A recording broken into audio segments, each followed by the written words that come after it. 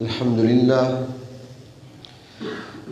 لله الذي أنزل على عبده الكتاب ولم يجعل له عوجا تبارك الذي جعل في السماء بروجا وجعل فيها سراجا وقمرا منيرا أشهد أن لا إله إلا الله وحده لا شريك له وأشهد أن سيدنا ومولانا محمدًا عبده ورسوله أما بعد فأعوذ بالله من الشيطان الرجيم بسم الله الرحمن الرحيم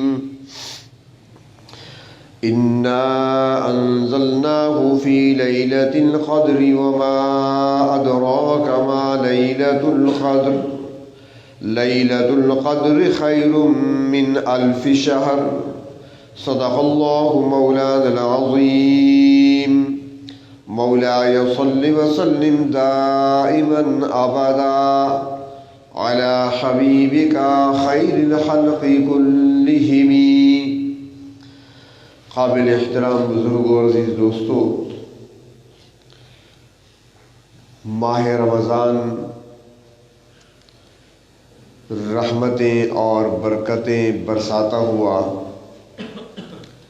مغفرت اور بخشش کی خوشخبریاں سناتا ہوا اور اللہ کے نیک بندوں کے دامنوں کو اور ان کے سینوں کو نور سے بھرتا ہوا چلا جا رہا ہے. پہلا عشرہ گزر چکا، دوسرا عشرہ رمضان کا اختتام کے قریب ہے اور اس کے بعد آخری اور تیسرا عشرہ شروع ہونے والا ہے. جناب نبی کریم صلی اللہ علیہ وسلم نے ان 3 عشروں کو تقسیم کرتے ہوئے اس کی فضیلت اور اہمیت کو اس انداز سے بیان فرمایا کہ رمضان کا پہلا عشرہ یعنی پہلے 10 دن فرمایا یہ رحمت کے دن ہے، اللہ رب العزت کی طرف سے رحمت کی گھٹا چھائی رہتی ہے، رحمت برستی رہتی ہے. دوسرا عشرہ 21 رمضان سے لے کر 20 تک فرمایا کہ یہ مغفرت کا عشرہ ہے، گناہ گاروں کی اس عشرے میں ان 10 دنوں میں بخشش کی جاتی ہے، مغفرت کی جاتی ہے.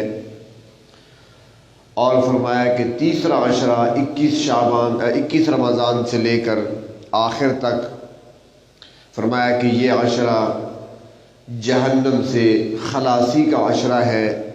اس مہینے میں جہنم سے اللہ رب العزت اپنے بندوں کو خلاصی عطا فرماتے ہیں. تو پہلا عشرہ رحمت کا ہے، رحمت برستی رہی اور رمضان رحمتیں برساتا وہ پہلا عشرہ ہم سے جا چکا ہے. خوش قسمت ہے وہ لوگ جنہوں نے رحمتوں سے فائدہ اٹھایا، اپنے دامن بھرے اور اپنے باطن کو صاف اور پاک کیا اور اللہ تبارک و تعالیٰ کی محبت کو، اللہ رب العزت کے قرب کو انہوں نے حاصل کر لیا. دوسرا عشرہ مغفرت کا آیا، بخشش کا آیا اور وہ بھی اختتام کے قریب ہے. اور وہ لوگ بھی سعادت مند ہیں جنہوں نے اس عشرے سے اور اس عشرے کی گھڑیوں اور لمحات سے فائدہ اٹھایا اور اپنے گناہوں کی سیاہی کو اپنے آنسوؤں سے دھو ڈالا. فرماتی ہیں علماء کرام کہ یہ 3 عشرے بیان فرما کر یہ حکمت بیان کی گئی کہ بندوں میں سے کئی ایسے ہوتے ہیں جن سے چھوٹی موٹی غلطیاں ہوتی رہتی ہیں، اپنے آپ کو گناہوں سے بچاتے ہیں، غلطیوں سے بچاتے ہیں، اللہ کی نافرمانی سے اپنے آپ کو بچاتے ہیں، پھر بھی انسان ہونے کے ناطے ان سے کچھ غلطیاں ہو ہی جاتی ہیں. تو فرمایا جو ایسے بندے ہوتے ہیں جن سے تھوڑی سی غلطیاں ہو جاتی ہیں تو پہلا عشرہ جب رحمت کا آتا ہے تو ان کو صاف اور پاک کر دیتا ہے. اور فرمایا کہ کچھ بندے ایسے ہوتے ہیں کہ جن پر گناہوں کا اثر کچھ زیادہ ہوتا ہے اور وہ گناہوں میں لتڑے ہوئے ہوتے ہیں، ان کا باطن جو ہے اس پر داغ لگ چکے ہوتے ہیں اللہ کی نافرمانی کے، وہ گناہوں کے عادی ہو چکے ہوتے ہیں، گناہوں کا چسکا ان کو پڑ چکا ہوتا ہے۔ تو فرمایا کہ جب دوسرا عشرہ آتا ہے تو پھر ان لوگوں کو احساس ہوتا ہے کہ ہم کس راہ پر چل پڑے ہیں، ہم کس راستے پر چل رہے ہیں۔ ہم نے اللہ رب العزت جو کہ ہمارے پیدا کرنے والے ہیں، ہمارے رب ہیں، کھلانے پلانے والے، تربیت پرورش کرنے والے ہیں، ہم نے اس ذات کو ناراض کر رکھا ہے، جبکہ ہم نے اس کے ہاں پیشی بھی دینی ہے، ہم نے اس کے ہاں حاضر بھی ہونا ہے، تو کیا منہ دکھائیں گے؟ تو ان کو ندامت ہوتی ہے، شرمندگی ہوتی ہے، اور جب وہ شرمندہ ہو جاتے ہیں، نادم ہوتے ہیں، تو ادھر ان کی آنکھوں سے ندامت کا قطرہ گرتا ہے اور ادھر رب تعالیٰ کی رحمت اسے سمیٹنے کے لیے پہنچ جاتی ہے۔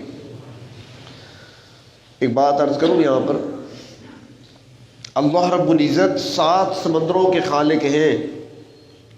7 سمندر، ایسے سمندر جن کا کنارہ بھی معلوم نہیں ہوتا، پانی ہی پانی، اور اس سے پہلے تو یہاں پر تھا ہی سارا پانی، یہ خشکی تو نہیں تھی، نہ پہاڑ تھے، نہ یہ زمینیں تھیں، نہ کھیتیاں تھیں، نہ درخت تھے، نہ پھل فروٹ، کچھ بھی نہ تھا، صرف پانی ہی پانی تھا۔ وَعَرْشُهُ عَلَى الْمَاءِ، اور اس ذات کا عرش پانی کے اوپر تھا۔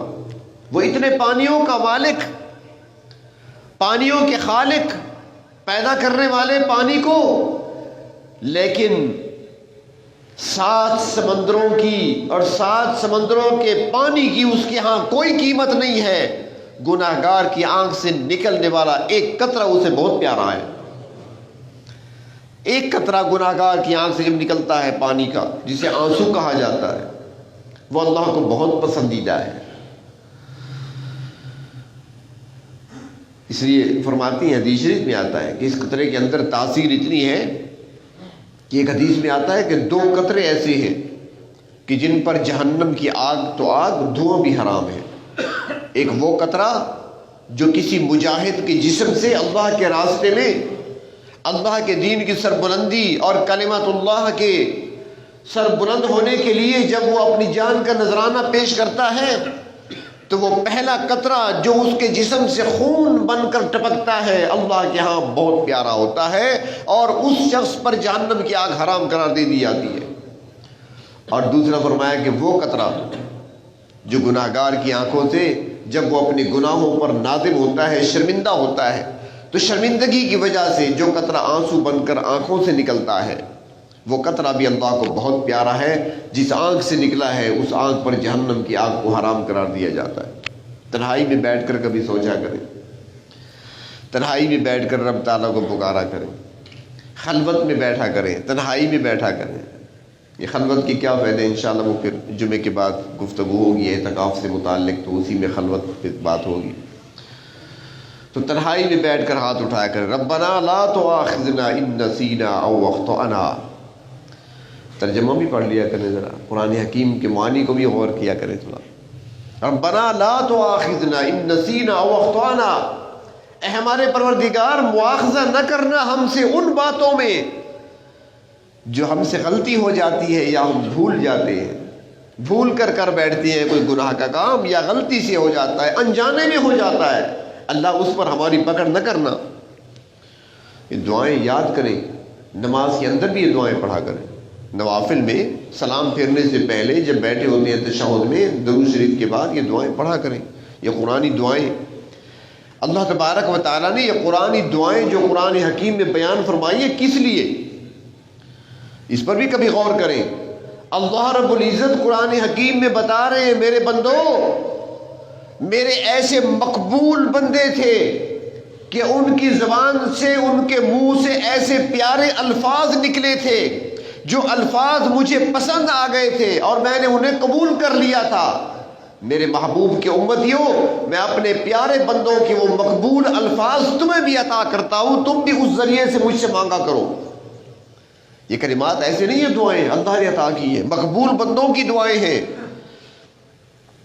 بیماری ہے تو حضرت ایوب علیہ السلام کی دعا کو دیکھ لو، فرمایا اس انداز سے ایوب نے مجھے پکارا تو میں نے اس کو نجات دے دی۔ مچھلی کے پیٹ میں حضرت یونس ہے تو کیسے اللہ کو پکارا؟ اللہ نے وہ کلمات بھی بتا دیے کہ مچھلی کے پیٹ میں یونس نے مجھے پکارا تھا، لا الہ الا انت سبحانک انی کنت من الظالمین۔ وہ کلمات اللہ نے بتا دیے کہ اس انداز سے، ان الفاظ کے ساتھ تم مجھے پکارو، پریشانیوں میں گھر گئے ہو تو ایسے پکارو جیسے یونس نے پکارا تھا۔ بیماری میں اگر ہو، بیماری نے پریشان کر رکھا ہے، ڈاکٹرز نے لا علاج کر دیا، تو ان الفاظ سے پکارو جن الفاظ سے مجھے ایوب نے پکارا تھا، انی مسنی الضر وانت ارحم الراحمین۔ اور اگر اولاد چاہیے تو پھر ان الفاظ سے مجھ سے مانگو جن الفاظ سے مجھ سے زکریا نے مانگا تھا اور میں نے یحییٰ عطا کر دیا تھا۔ اگر اولاد صالح چاہیے تو پھر ان الفاظ سے مانگو جو الفاظ حضرت ابراہیم خلیل کے تھے، رب ھب لی من الصالحین۔ تو یہ دعائیں جو عطا کی گئی، ہمیں بتایا گیا ہے، ہمیں سکھایا گیا، تعلیم دی گئی کہ اللہ کے مقبول بندوں کے یہ الفاظ ہیں، ایسے الفاظ ہیں جو اللہ کی بارگاہ میں قبولیت کا شرف پا چکے ہیں، لہذا تم بھی ان الفاظ سے اللہ کو یاد کرو۔ تو باہر طور میں عرض یہ کر رہا تھا کہ دوسرا عشرہ بخشش کا آیا تو وہ بندے جن پر گناہوں کا بوجھ تھا، خطائیں کر بیٹھے تھے، غلطیاں ہو رہی تھیں، وہ بھی نادم ہو گئے۔ پہلا عشرہ گزر گیا، رحمت برستی رہی، میں غافل رہا، غفلت کی چادر مجھ پر تنی رہی، مجھے خیال نہیں رہا۔ جو نیک بندے تھے، متقی لوگ تھے، وہ اللہ کے مزید قریب ہو گئے، انہوں نے قرب خداوندی حاصل کر لیا، انہوں نے محبت الہیہ کو پا لیا، انہوں نے نیکیوں میں میدان مار لیا، رحمت سے اپنے دامن کو بھر لیا، برستے ہوئے نور سے اپنے سینوں کو منور کر لیا، اور میں محروم رہ رہا ہوں۔ چنانچہ وہ بیٹھتا ہے اور جب وہ ندامت کا آنسو بہاتا ہے تو مغفرت کے عشرے میں اس کی ساری خطاؤں پر پانی پھیر دیا جاتا ہے، سارے گناہوں کو مٹا دیا جاتا ہے۔ ہاں، اللہ تبارک و تعالیٰ مٹا دیتے ہیں، گناہوں کو مٹا دیتے ہیں، الگ رکھتے نہیں ہیں۔ فی الحال تو میں رکھیں تب یہ مت موقع آتی تھا دیکھ سوں، ایسے نہیں ہوتا۔ فی الحال تو میں تمہیں معاف کر رہا ہوں، پھر دیکھوں گا، پھر اگر تم نے ایسا کیا نا پھر دیکھیں گے۔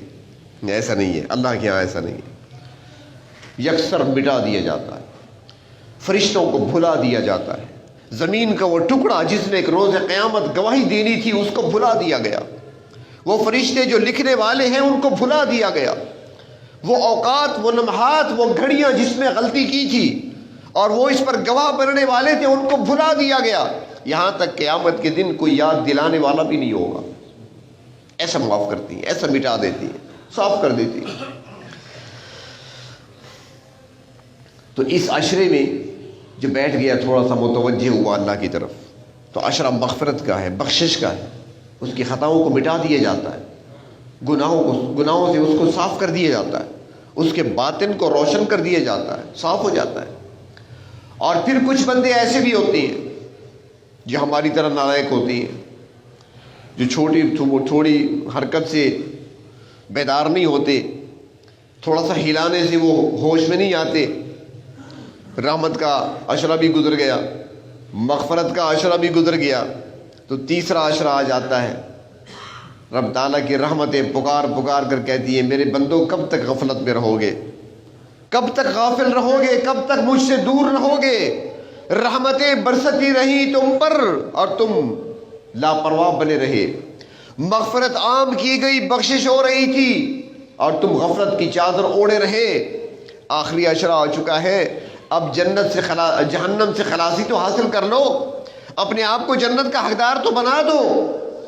اور پھر وہ بندے جو اس آخری عشرے میں تھوڑے سے متوجہ ہوتے ہیں رب تعالیٰ کی طرف، تو اللہ رب العزت کی رحمتیں متوجہ ہوتی ہیں اور جنت سے خلاصی کا سرٹیفکیٹ اس کو بھی دے دیا جاتا ہے۔ رب تعالیٰ نوازنا چاہتے ہیں، اللہ تعالیٰ محروم نہیں کرنا چاہتے۔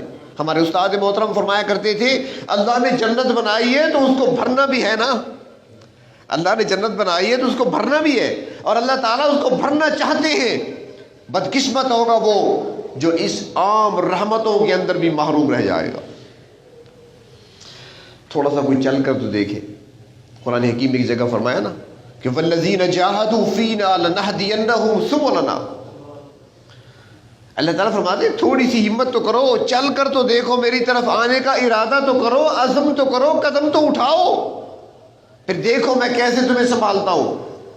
یہاں پر علماء نے ایک مثال دی ہے، فرماتے ہیں کہ ایک بچہ جو چھوٹا ہوتا ہے جب وہ چلنا سیکھتا ہے یا اس کو چلنا سکھایا جاتا ہے تو اس کا طریقہ کیا ہوتا ہے کہ بڑی بہن ہے یا والدہ ہے یا والد ہے یا بھائی ہے، وہ سامنے اس کو کھڑا کر دیتے ہیں اور چند قدم پیچھے، 2-3 قدم پیچھے خود بیٹھ جاتے ہیں، بازو پھیلا لیتے ہیں، اس کو بلاتے ہیں کہ آؤ، یعنی اس کو چلنا سکھانا ہے۔ اب وہ کھڑا ہے، بچہ کھڑا ہے، اب وہ ڈر رہا ہے قدم اٹھاؤں یا نہ اٹھاؤں، لیکن یہ اس کو بلاتے ہیں، چلنا سکھا رہے ہیں اسے۔ اور جب پھر وہ قدم اٹھاتا ہے، اگر وہ لڑکھڑانے لگتا ہے تو گرنے سے پہلے اس کو تھام لیتے ہیں، اس کو گرنے نہیں دیتے۔ تو رب تعالیٰ فرماتے ہیں والذین جاہدوا فینا لنہدینہم سبلنا، اے میرے بندو ذرا اٹھو تو صحیح، عزم تو کرو، ارادہ تو کرو، کھڑے ہو جاؤ، قدم تم اٹھاؤ، گرنے میں نہیں دوں گا، میری رحمت تمہیں تھام لے گی، تھوڑا آگے تو چلو، ہمت تو کرو۔ تو اللہ رب العزت نے پہلا عشرہ دیا رحمت کا، وہ گزر چکا، مغفرت کا عشرہ گزرنے والا ہے، تیسرا عشرہ آنے والا ہے۔ تو اب تو بیدار ہو جانا چاہیے، اپنی خطاؤں پر ندامت کا اظہار کرنا چاہیے۔ اور اللہ رب العزت کو یہ امت بہت پیاری ہے، اللہ رب العزت کو انسان پیارا ہے، بندے اللہ کو بہت پیارے ہیں، کیونکہ اللہ رب العزت نے ساری مخلوق کو کن سے پیدا کیا ہے، انسان کو اپنے دست قدرت سے بنایا ہے۔ دست قدرت یہ لفظ استعمال ہوتا ہے نا، بہت سارے ساتھی ہوتے ہیں نا وہ اس کا معنی نہیں سمجھتے، یہ ادب کا لفظ استعمال ہوتا ہے، اللہ کی شان کے مطابق کوئی الفاظ تو استعمال نہیں کر سکتا، نہ ڈھونڈے جا سکتے ہیں، لیکن جس میں ذرا زیادہ ادب ہوتا ہے تو اسی کو استعمال کیا جاتا ہے۔ اپنے دست قدرت سے بنایا، کیا مطلب؟ اپنے ہاتھوں سے بنایا، اپنے ہاتھوں سے سنوارا ہے، اسے کہتے ہیں، دست ہاتھ کو کہتے ہیں۔ انسان وہ ہے جسے اللہ رب العزت نے اپنے ہاتھوں سے سنوارا ہے، اور سنوارنے کے بعد پھر پوری کائنات میں اعلان کیا ہے لوگوں آؤ اس جیسا حسین مجھے دکھاؤ مخلوق کے اندر۔ لقد خلقنا الانسان فی احسن تقویم، جتنی مخلوق ہے غور کرو اس میں، چلنے والے، دوڑنے والے، رینگنے والے، اڑنے والے، تیرنے والے، کئی مخلوق ہے اللہ تعالیٰ کی، اور سب میں سے اگر کوئی خوبصورت مخلوق آپ کو نظر آئے گی تو وہ انسان نظر آئے گا۔ اشرف المخلوقات انسان کو بنایا۔ تو اللہ تبارک و تعالیٰ انسان سے محبت فرماتے ہیں، انسان اللہ کو بہت پیارا، اور اتنا کہ جیسے وہ آتا ہے روایات کے اندر کہ ایک شخص 100 سال تک بت کا پجاری تھا، بت سامنے رکھا ہوا تھا، اور وہ اس بت کو صبح و شام پوجا کرتا تھا، جب بھی آتا وہاں اپنے معبد خانے میں، عبادت خانے میں، بت خانے میں، تو وہاں آ کر یا سنم کہہ کر اسے پکارا کرتا تھا، اپنی ساری حاجات اس کے سامنے رکھتا، اپنی مشکلیں اس کے سامنے رکھتا، اپنی پریشانیاں اس کے سامنے بیان کرتا، اپنی ضروریات اس سے طلب کرتا، اسی کو مشکل کشا سمجھ رکھا تھا، اسی کو حاجت روا سمجھ رکھا تھا، وہی اس کا مسجود تھا، وہی اس کا معبود تھا، یا سنم کہا کرتا تھا، لیکن اس سنم نے کبھی اس کو جواب نہیں دیا تھا، جس کو یہ معبود سمجھے بیٹھا تھا، جس کو مسجود سمجھے بیٹھا تھا، اس کی طرف سے جواب کبھی نہیں آیا تھا۔ ایک مرتبہ آیا، پریشانی کی عالم میں تھا، انتہا درجے کی پریشانی لاحق ہو گئی، اب آیا، آنسو بھی بہہ رہے ہیں، رو بھی رہا ہے، تڑپ بھی رہا ہے، یا سنم پکار بھی رہا ہے اپنے معبود کو جسے 100 سال تک وہ پوج چکا تھا، 100 سال تک جس کی عبادت کر چکا تھا، 100 سال تک جس کے سجدے کر چکا تھا، 100 سال تک جس کی نام کی نظر و نیاز دے چکا تھا، اس کے سامنے دامن پھیلا کر بیٹھا ہے، آنسو بہا رہا ہے، یا سنم پکار رہا ہے، جواب تو نہیں آ رہا، مشکل میں ہے، پریشانی میں ہے۔ اسی دوران اس کی آنکھ لگی، اونگ سی آئی، تھوڑی سی آنکھ بند ہوئی، زبان پھسل گئی، یا سنم کی بجائے منہ سے یا سمد نکلا، جو ہی یا سمد نکلتا ہے اوپر سے آواز آتی ہے لبیک یا عبدی، میرے بندے میں حاضر ہوں۔ ایسا مہربان اپنے بندوں پر، تانا نہیں دیتے۔ 100 سال تک جس کو پکارتے رہے وہ پکارو نا اسے، اب جس کے سجدے اب تک کرتے رہے تم مانگو اس سے، وہ پوری کر دے تمہیں۔ نہیں، جب ایک بار زبان سے نکل گیا، چاہے وہ زبان پھسلی کیوں نہ ہو، فوراً جواب آتا ہے۔ تو اپنے بندوں سے بڑا پیار کرتی ہیں، اور یہ امت تو اللہ کو بڑی پیاری ہے۔ نبی کریم صلی اللہ علیہ وسلم کی بابرکت مجلس میں تذکرہ ہوا، ذکر چلا کہ بنی اسرائیل میں ایک شخص تھا جس نے 80 سال زندگی کے ایسے گزارے، 80 سال کہ وہ دن کو جہاد کرتا تھا اور رات کو اللہ کے سامنے مصلی پر قیام کرتا تھا۔ رات کا قیام عبادت اور دن کو جہاد کرنا، اور ایک دو دن نہیں، 80 سال اس نے یہ عمل کیا۔ جب صحابہ کرام نے سنا تو وہ حیران ہو گئے اور پریشان بھی، کیونکہ ان کو تو نیکیوں کی جستجو رہتی تھی، وہ تو نیکیوں کے پیچھے پڑے رہتے تھے کہ کیسے ہم نیکی کما لیں۔ لیکن جب یہ سنا تو پریشان ہو گئے کہ 80 سال تک جہاد کرنا، روزانہ راتوں کی عبادت کرنا 80 سال تک، اور ہماری تو عمر بھی 80 سال نہیں ہے، ہماری تو عمر کم ہے، صحابہ کرام کی عمریں کم ہیں، 60 سال 55 سال، جناب نبی کریم صلی اللہ علیہ وسلم کی عمر مبارک 63 سال۔ پہلے عمریں لمبی ہوا کرتی تھی۔ حضرت نوح علیہ السلام کی عمر 1050 سال، اسی طرح حضرت ابراہیم علیہ السلام کی عمر مبارک 250 سال، کسی کی عمر 500 سال، کسی کی 400 سال، لمبی لمبی عمریں تھیں۔ تو اتنی لمبی عمر اور اتنی عبادتیں، اور ہماری تو عمر بھی کم ہے، تو اب ان کا مقابلہ ہم کیسے کریں؟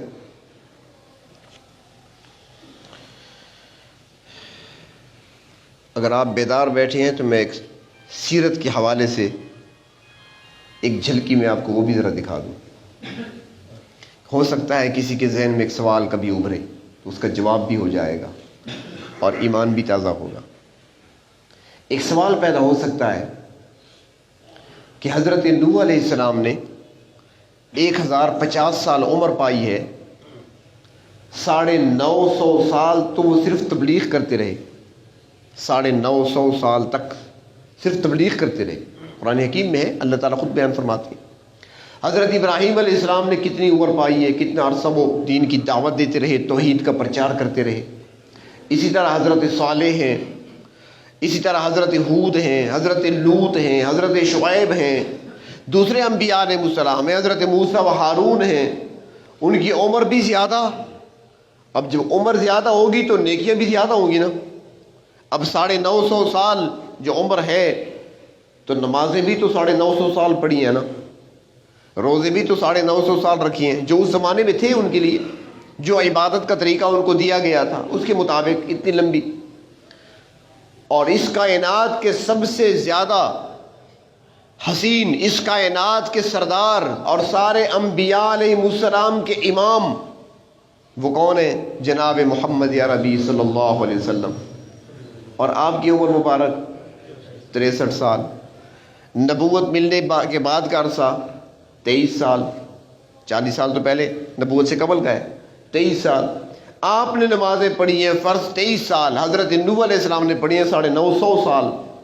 ایک سوال پیدا ہو سکتا ہے کہ مقام مرتبہ تو آپ کا بلند ہے اور تعداد تو ان کی بہت زیادہ ہے، نیکیوں کی تعداد کو دیکھا جائے، نمازوں کی تعداد کو دیکھا جائے، دعوت اور تبلیغ کے کام کو دیکھا جائے تو یہ ساری تو ان کی زیادہ ہے، عرصہ ان کا زیادہ۔ ان کی تو کل عمر مبارک 63 سال ہے اور بعد از نبوت کا عرصہ 23 سال کا ہے۔ اس سوال کا جواب ایک لطیفے کے طور پہ سمجھیں اور ایک نکتے کے طور پہ سمجھیں۔ اللہ تبارک و تعالی نے عالم ارواح میں پوری انسانیت کی روحوں کو جمع فرمایا تھا۔ حضرت آدم علیہ السلام کی پشت سے قیامت تک پیدا ہونے والے آخری انسان تک تمام انسانوں کی روحوں کو اللہ نے نکال کر جمع کر کے اپنے سامنے کھڑا کر دیا۔ یہ ایک جلسہ عام تھا عالم ارواح میں۔ جو کاملین ہوتے ہیں نا، جو کامل ہوتے ہیں، ان کو وہ یاد بھی ہوتا ہے۔ حضرت حسن بصری فرماتے ہیں کہ مجھے یاد ہے وہ جلسہ، اور جو لوگ میرے دائیں طرف کھڑے تھے مجھے وہ بھی یاد ہے، جو بائیں طرف تھے مجھے وہ بھی یاد ہے۔ تو کچھ لوگ ایسے ہوتے ہیں، ہم تو غافل ہیں، ہمیں تو یہ بھی پتہ نہیں ہے کہ ہمیں امی کا لفظ پہلے کس نے سکھایا تھا، باجی نے سکھایا تھا، امی نے خود سکھایا تھا، ابو نے سکھایا تھا. آپ میں سے کوئی بتا سکتا ہے؟ کوئی نہیں بتا سکتا. سب سے پہلے ہم نے الف کا لفظ لکھنا سیکھا تھا، کس نے سکھایا تھا؟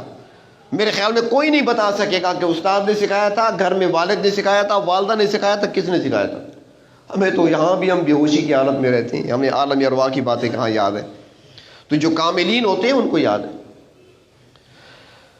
تو اللہ رب العزت نے تمام روحوں کو جمع فرما کر ان سے خطاب فرمایا، جس کا تذکرہ اللہ رب العزت قرآن حکیم میں فرماتے ہیں. اور خطاب کرتے ہوئے پروردگار عالم نے پوری انسانی روحوں سے فرمایا تھا، الستو بربکم، بتاؤ میں تمہارا رب ہوں کہ نہیں. اللہ رب العزت نے جلسہ منعقد کر کے عالم ارواح میں انسانی روحوں کا اپنی ربوبیت کو ان سے منوایا. حدیث شریف میں آتا ہے کہ جب رب تعالیٰ کی طرف سے اعلان ہوا الستو بربکم، اب سناٹا تھا، خاموشی تھی، کسی میں بولنے کی جرت نہیں تھی. ہر ایک روح سوچ رہی تھی کہ جواب کیا دیں، کیا جواب ہونا چاہیے. سارے خاموش تھے. ان میں انبیاء علیہ السلام کی روحیں بھی تھیں. حضرت نوح بھی تھے، حضرت ابراہیم بھی تھے، اسحاق و اسماعیل بھی تھے، حضرت موسیٰ اور ہارون بھی تھے، حضرت یوسف بھی تھے، حضرت شعیب بھی تھے، اسی کے اندر ہود اور صالح بھی تھے. یہ سارے انبیاء علیہ السلام موجود ہیں، اولیاء صالحہ موجود ہیں، سارے صحابہ تابعین موجود ہیں. جواب کسی سے نہیں بن پا رہا. حدیث شریف میں آتا ہے کہ سب سے پہلے، آپ جاگ رہے ہیں نا، بڑی قیمتی بات کر رہا ہوں میں، سب سے پہلے جناب نبی کریم صلی اللہ علیہ وسلم نے فرمایا بلا، کیوں نہیں اللہ آپ ہی ہمارے رب ہیں. جب آپ نے فرمایا نا بلا، تو پھر نوح کی زبان سے بھی نکلا بلا، ابراہیم کی زبان سے بھی نکلا بلا، حضرت اسحاق و اسماعیل کی زبان پہ بھی آیا بلا، حضرت ہود اور صالح کی زبان پہ بھی آیا، حضرت شعیب کی زبان پہ بھی آیا، حضرت موسیٰ و ہارون کی زبان پہ بھی آیا. تو گویا عالم ارواح میں رب تعالیٰ نے اپنی ربوبیت کو منوایا.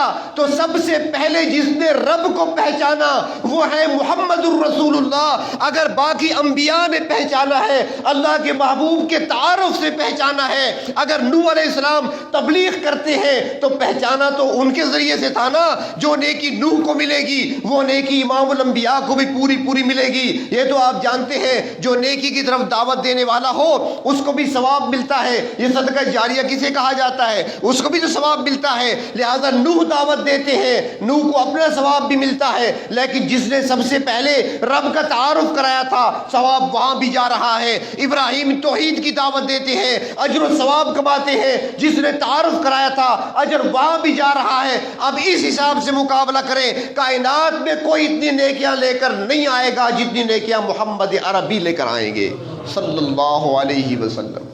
یاد رہے گا نکتہ. تو بہر طور 80 سال بات یاد ہے نا پچھلی، میں تو حاضر ہوں، آپ بھی حاضر رہیں. 80 سال اللہ کے محبوب نے فرمایا سارا دن جہاد، رات کو عبادت. صحابہ پریشان ہو گئے، اتنی لمبی عمر، ہماری تو عمریں نہیں ہیں اتنی، یہ تو بہت آگے نکل گئے، ہم تو پیچھے رہ گئے. انہیں اس چیز کا بڑا غم ہوتا تھا. ان کی جو سبقت ہوتی تھی، مقابلہ ہوتا تھا نا، وہ بلڈنگوں کا نہیں ہوتا تھا. اس کا مکان ایسا ہے تو میں نے بھی ایسا بنانا ہے، اس کی دکان ایسی تو میں نے ایسی بنانی ہے، اس کی دکان میں مال اتنا تو میں نے اتنا ڈالنا ہے. یہ مقابلے نہیں ہوتے تھے، نیکیوں میں مقابلہ ہوتا تھا. ان کی مسابقت، ان کی دوڑ نیکیوں میں ہوتی تھی، ایک دوسرے سے آگے نکلنا نیکیوں میں. چنانچہ پریشان ہوئے صحابہ. غلام تو اللہ کے نبی کے ہیں لیکن اللہ کو بڑے پیارے ہیں. ان کی تھوڑی سی پریشانی بھی رب تعالیٰ کو گوارا نہیں ہے. رب تعالیٰ نے دیکھا میرے نبی کے صحابہ پریشان ہو گئے، فوراً بھیجا جبریل جلدی جاؤ میرے محبوب کو جا کر بتا دو کہ وہ اگر 80 سال تک سارا دن جہاد کرتا رہا، رات کو عبادت کرتا رہا، اور تم 80 سال تمہاری عمر کم ہے، 80 سال تم یہ کام نہیں کر سکتے، تو آؤ میں تمہیں ایک رات ایسی دیتا ہوں، اس رات کی قدر تم کر لو، اس رات میں عبادت تم کر لو، 80 سال سے بڑھ کر ثواب اور اجر میں عطا کر دوں گا. لیلۃ القدر خیر من الف شہر. ایک رات یہ تو کر سکتے ہو نا. اب صحابہ کرام کی تو خوشیوں کا ٹھکانہ نہیں تھا. ان کا تو ہر دن روز عید ہوتا تھا اور ہر شب برات ہوتی تھی. حضرت علی سے کسی نے پوچھا تھا نا، تو انہوں نے جواب میں فرمایا تھا کہ جس دن ہم گناہ نہیں کرتے وہ ہمارے لیے عید کا دن ہے، جس رات میں ہم گناہ نہ کریں وہ شب قدر ہے. تو اس لحاظ سے ہمارا ہر دن عید کا دن ہے، ہر رات شب برات ہے.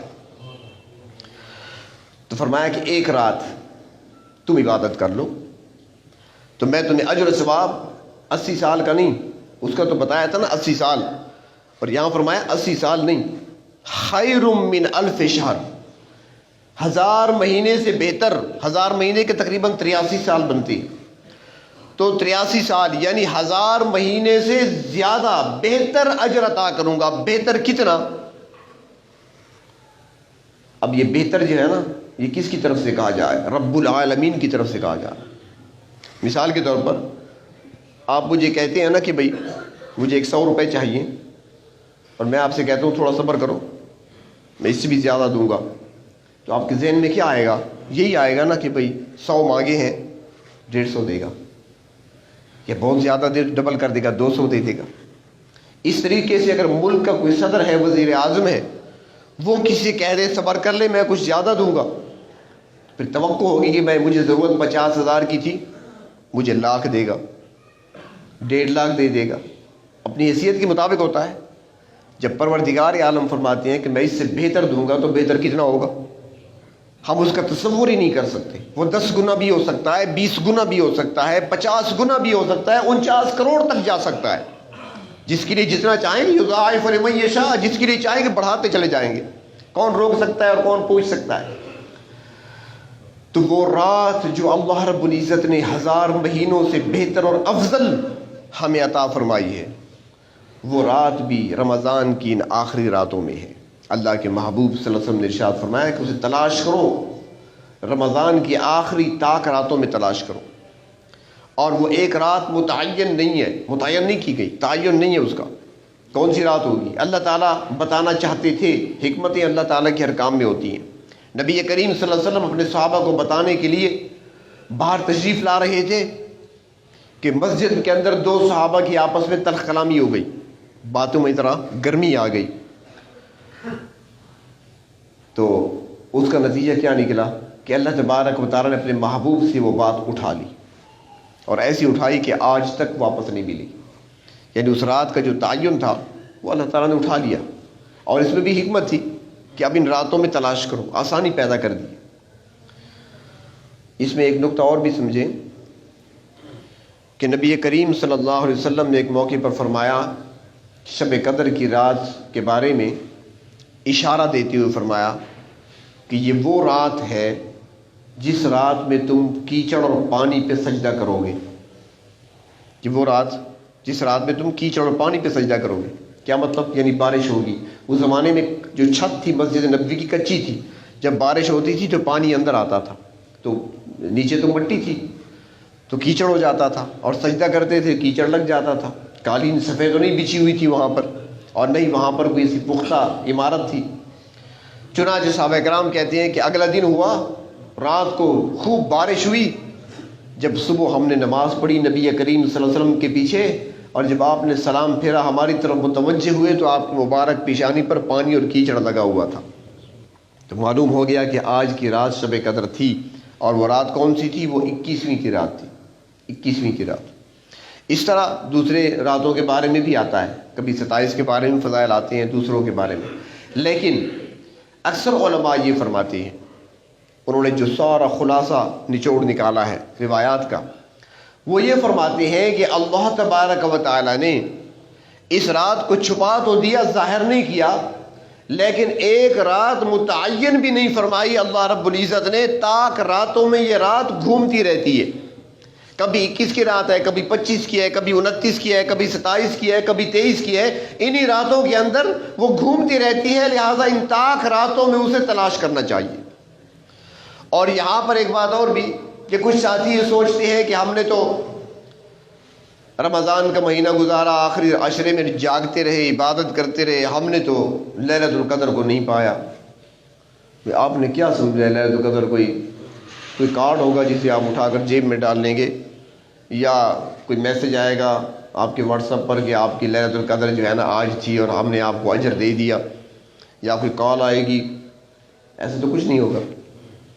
جو لیلۃ القدر کی رات میں جاگ رہا تھا اسے پتہ ہو یا نہ ہو، وہ جانتا ہو یا نہ جانتا ہو، وہ عالم ہو یا جاہل ہو، اگر اس نے عبادت کی ہے تو اس عبادت پر اس کو 1000 مہینے سے بہتر اجر و ثواب اللہ تعالیٰ عطا فرمائیں گے۔ اس نے وہ پا لیے شب قدر، اسے پتہ چلے یا نہ چلے۔ پتہ چلنا ضروری تو نہیں ہے کہ اس کو پتہ بھی چلے، اس کو بتایا جائے اور اس کے کان میں کہا جائے کہ میں جبریل ہوں، تمہارے سلام کے لیے آیا ہوں، ایسا تو نہیں ہوگا۔ آئیں گے جبریل، مصافحہ کریں گے، جو بھی وہاں پر عبادت میں مشغول ہیں، فرمایا حدیث شریف میں ان سے مصافحہ کرتے ہیں، ہاتھ ملاتے ہیں، جبریل امین مصافحہ کرتے ہیں، پوری جماعت کے ساتھ آتے ہیں، بیت اللہ پر جھنڈا گاڑ دیتے ہیں، پوری دنیا میں پھیل جاتے ہیں، اور پھر وہ مصافحہ بھی کرتے ہیں، دعاؤں پر آمین بھی کہتے ہیں۔ آپ کے پاس وہ کان کہاں ہے کہ جبریل کی آوازوں کو سنو؟ ہمارے پاس تو وہ کان ہی نہیں ہے، وہ سماعت ہی نہیں ہے، ہم کہاں سن سکتے ہیں جبریل کی آواز کو یا ان کی آمین کو؟ ہمیں اگر نظر آ جائیں تو پھر جگر کلیجہ پانی ہوگا، ہم کہاں برداشت کر سکتے ہیں۔ نبی کریم صلی اللہ علیہ وسلم نے درخواست پیش کی تھی، جبریل میں تمہیں اصل حالت میں دیکھنا چاہتا ہوں، تو پھر آپ صلی اللہ علیہ وسلم نے دیکھا تھا۔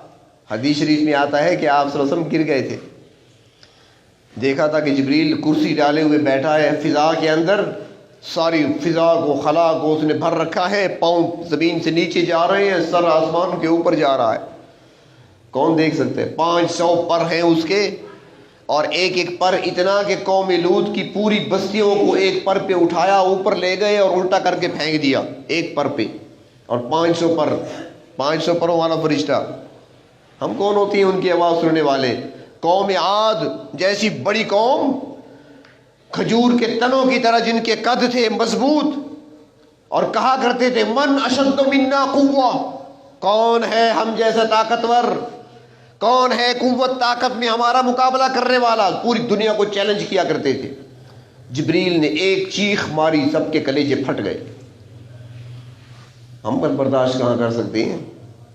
تو لہٰذا ان چیزوں میں نہ پڑیں آپ کہ جبریل آئیں گے، مجھ سے مصافحہ کریں گے اور سلام دیں گے۔ اور ہاں بہرحال اتنا ضرور ہے کہ جو بھی جاگ رہا ہے اس کو لیلۃ القدر مل گئی ہے، بلکہ اللہ کے محبوب نے تو اور بھی آسانی کر دی۔ کتنے پیارے ہیں اپنے امتی اللہ کے محبوب کو۔ فرمایا جس نے رات کی نماز عشاء کی جماعت سے پڑھ لی اور صبح کی نماز جماعت کے ساتھ پڑھ لی اور سکون سے سویا رہا، گناہوں سے بچا رہا، فرمایا اس نے شب قدر کو پا لیا۔ رحمتوں کے دریا ہیں لٹائے جا رہے ہیں۔ تو ان راتوں کو غنیمت سمجھیں، ان ایام کو اللہ تبارک و تعالیٰ کا انعام سمجھیں، نہ دنوں کا کوئی لمحہ ہم سے ضائع ہو، نہ رات کی کوئی گھڑی ہم سے ضائع ہو، اور یہ آخری عشرہ تو بالخصوص ہم اپنے رب کو منانے میں لگ جائیں، تنہائیوں میں بیٹھ کر رب تعالیٰ کے سامنے ندامت کے آنسو بہائیں، معافی مانگیں، اپنی زندگی کو بدلنے کا سوال کریں۔ دنیا تو گزر جائے گی نا، اب یہ 20 دن جو تقریباً 18 دن جو گزرے ہیں رمضان کے، جنہوں نے روزے رکھے ہیں ان کے بھی گزر گئے، جو کھاتے پیتے رہے ان کے بھی گزر گئے نا۔ لیکن کچھ وہ ہیں جو کما گئے اور کچھ وہ ہیں جو سب کچھ ہار گئے۔ اللہ تعالیٰ ہارنے والا نہ بنائے، جیتنے والا بنا دے۔ اللہ تبارک و تعالیٰ اپنی رحمتوں سے محروم نہ فرمائے، ہمارے دامنوں کو اپنی رحمت سے بھر دیں، ہمارے باطن کو اللہ رب العزت پاک فرمائیں، اور گناہوں سے پاکیزہ زندگی ہمیں نصیب فرمائیں۔ اس لیے ان لمحات کا، ان گھڑیوں کا بہت ہی خیال بھی رکھنا ہے، احترام بھی کرنا ہے، اور خصوصاً آخری عشرہ 10 دن نظروں کی حفاظت پر زور دیں، بلکہ بازار کی طرف نکلے ہی نہیں، بلا ضرورت بلا وجہ باہر نہ نکلیں، گھر میں رہیں، قرآن کریم کی تلاوت کثرت سے کریں، ذکر و اذکار میں لگے رہیں، استغفار کرتے رہیں، اللہ سے معافی مانگتے رہیں، تنہائی میں بیٹھ کر اور اپنے گناہوں کو یاد کر کے اپنے رب سے معافی مانگیں، ایک ایک گناہ کو یاد کر کے معافی مانگیں اللہ تعالیٰ سے، تنہائی میں بیٹھ کر۔ اللہ کے سامنے تو نہیں شرمانا، جس کے سامنے گناہ کرتے رہے، غلطیاں کرتے رہے، وہاں شرمندگی تو وہاں ہوگی جب ساری کائنات کے سامنے اعمال نامے کھول دیے جائیں گے اور دیکھنے والے سارے دیکھیں گے۔ تو اس لیے اس وقت کے آنے سے پہلے خطاؤں پر معافی مانگ لیں، اور یہ 10 دن ایسی اللہ رب العزت کے ساتھ ایسا تعلق جوڑے کہ زندگیوں میں انقلاب آ جائے، تاکہ رمضان جب گزرے تو آپ کا سینہ اللہ کی محبت سے منور ہو چکا ہو۔